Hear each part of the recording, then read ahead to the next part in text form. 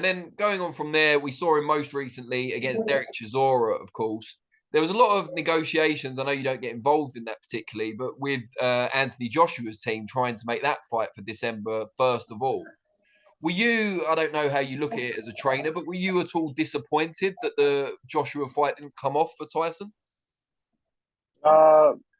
Honestly, truthfully, the only disappointment I had is because Tyson wanted that fight. But for me, it doesn't really care. So, I mean, I wanted it because Tyson wanted it, and that's supposed to be who the challenge is. Yeah, we want the best challengers. But for me, the most important thing was for him just to fight, period. That's what he overall and ultimately loves to do, is to fight.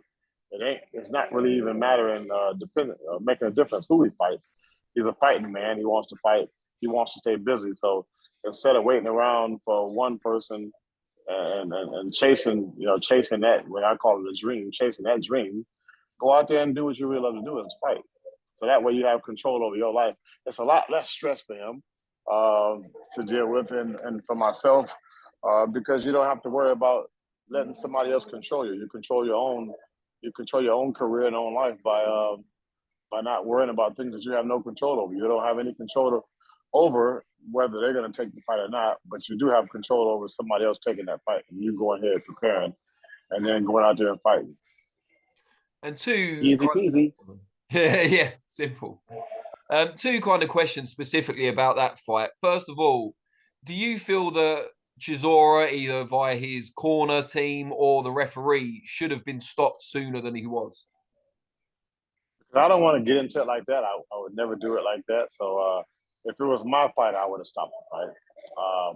I look at the situation with a fighter, and let's just all remember this. The trainer's number one job is to protect the fighter. You know, that fighter, I feel like that fighter should be protected just as if it was your child. So if you had a child, fighting, and you want to protect that child. You don't want to go out there and have something happen to him that would damage him in the long run. So yeah, the best way and the easy way to look at it is to take it as if it's your child. And me, definitely, I felt the fight should have been stopped. I would have stopped it earlier.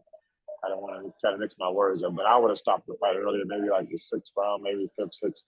But I saw him personally myself walk back to the corner staggering. And I looked at Tyson and I said, man, man, that's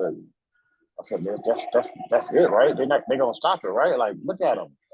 And we both just looked at each other and kind of shrugged right here, like, like in a sad way, like, like dang, like, it's just if that's happening in the gym, I'm stopping it. Anything like that, because it's always the fighter's healthy and safety first of all. We as trainers and coaches and teachers are to protect and to teach. So the first important thing is to protect. Actually teaching the fighter how to box and defend themselves and things, that's a part of protection. Of course. But the key word is the fighter's safety.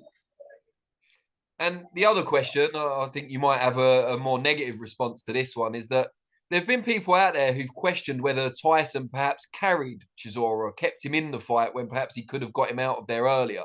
What do you make of that? I can't say that to be exact. To say it was nothing that I said, like, "Hey, take it easy" or whatever. But maybe Tyson got tired. Maybe Tyson's old. Maybe he's washed up, and this was a good look for Usyk to see and to maybe see some flaws in Tyson or anybody else out there. Maybe they see some flaws and maybe they want to have a chance with him now.